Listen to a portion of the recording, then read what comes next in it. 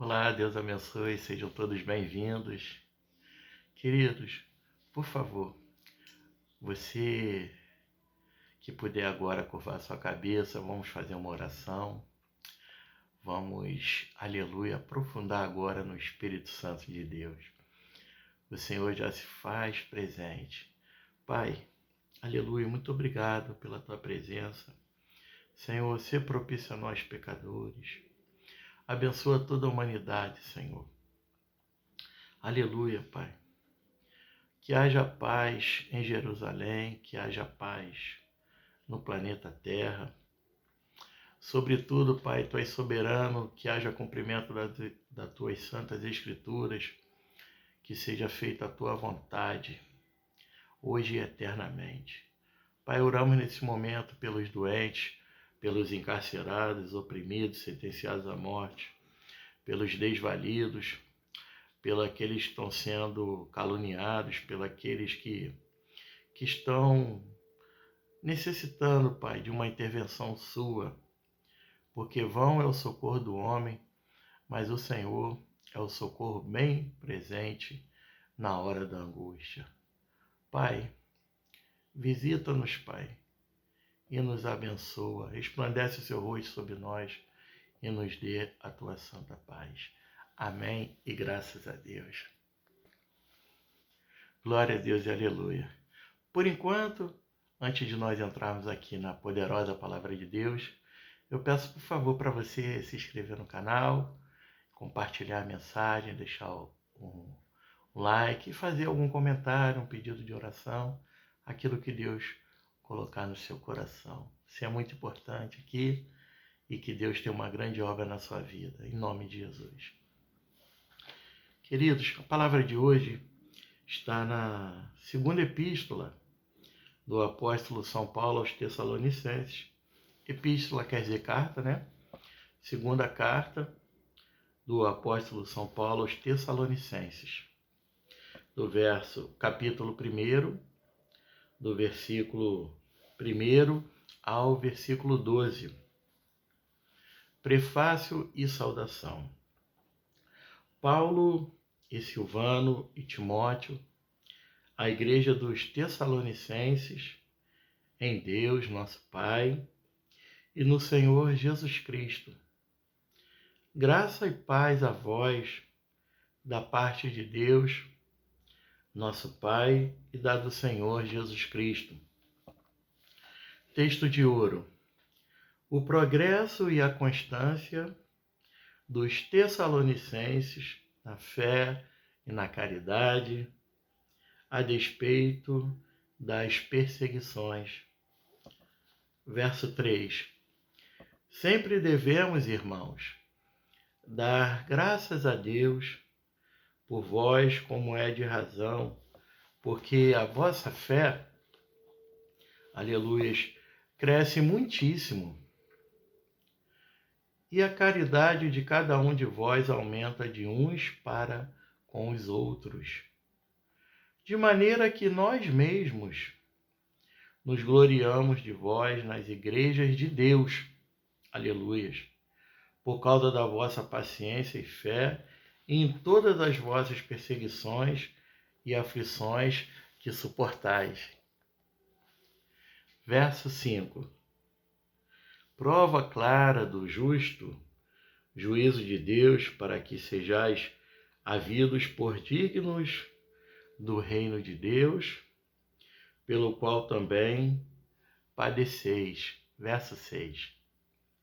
Se de fato é justo diante de Deus que deem paga a tribulação aos que vos atribulam.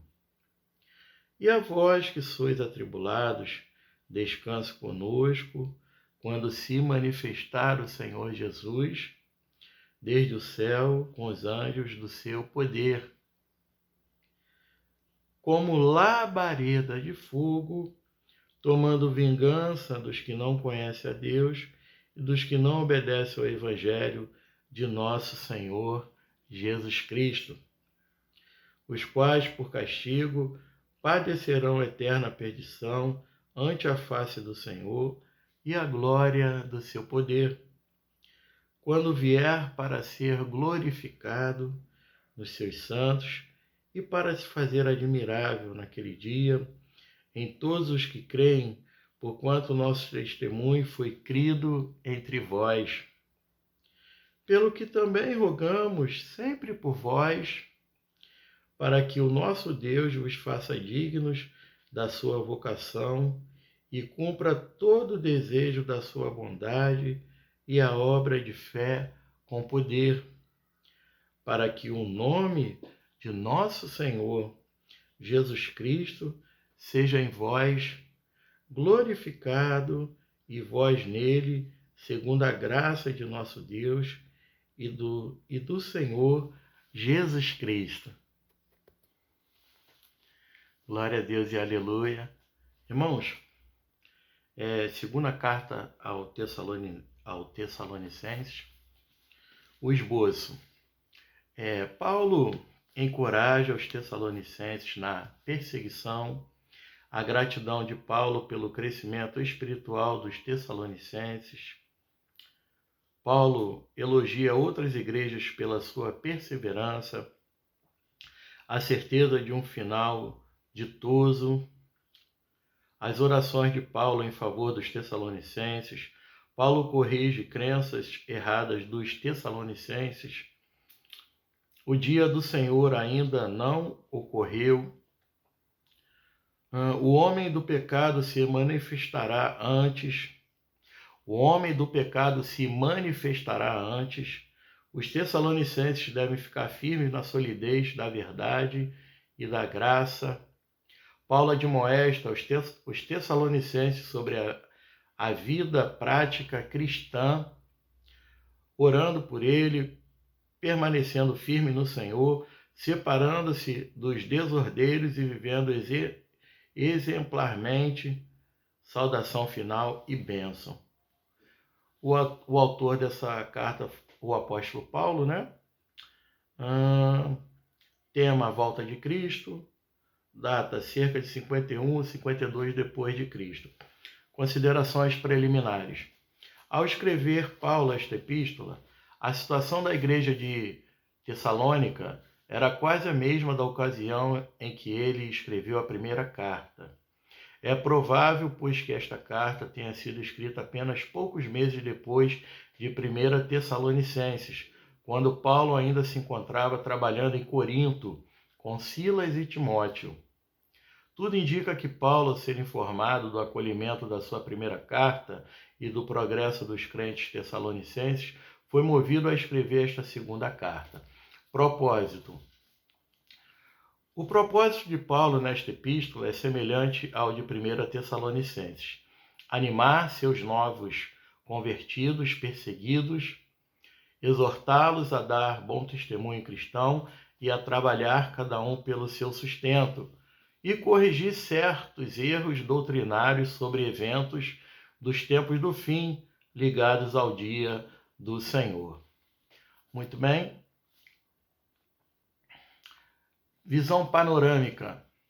O tom da primeira carta de Paulo aos Tessalonicenses é de uma ama que cria os seus filhos. Na segunda, o tom é primeiramente o de um pai que disciplina os filhos desobedientes para corrigir seus caminhos. Elogia-os, porém, pela sua fé perseverante e volta a encorajá-los a permanecer fiéis em todas as perseguições. A seção principal da carta trata do dia do Senhor no seu aspecto escatológico. Afigura-se de que alguns em Tessalônica afirmavam por espírito suposta revelação profética por palavra ou epístola, supostamente escrita por Paulo, que o tempo da grande tribulação e o dia do Senhor já haviam começado. Paulo corrige tal erro, declarando que 3 eventos notáveis assinalarão e precederão a chegada do dia do Senhor. Primeiro, ocorrerá uma grande apostasia e rebelião. A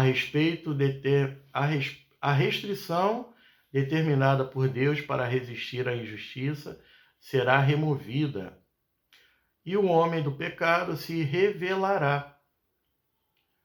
Paulo repreende aqueles que na igreja estavam se aproveitando da expectativa da iminente volta de Cristo como desculpa para a ociosidade.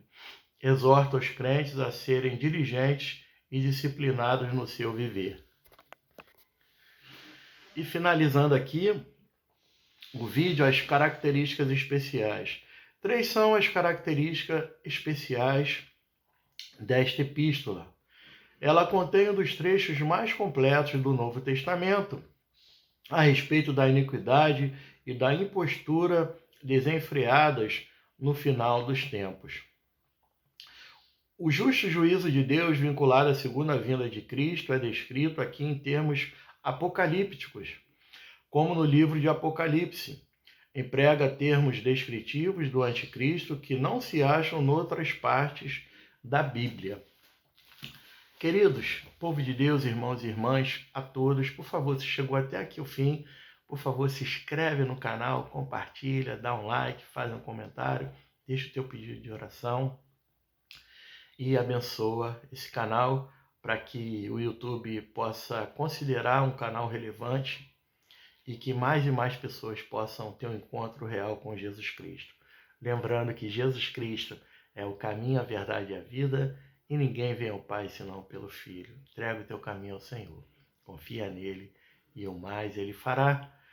Aleluia, vinde a mim todos os que estáis cansados e sobrecarregados, que eu vos aliviarei e acharei descanso para a vossa alma. Aleluia, porque Deus amou o mundo de tal maneira que deu seu Filho unigênito para que todo aquele que nele crê não pereça, mas tenha a vida eterna. Deus te abençoe. Você é um tesouro na mão de Deus. Jesus te ama muito. Não desanima, persevera até o fim. Aquele que for batizado e perseverar até o fim será salvo. Confessa Jesus como teu Senhor. Deus abençoe.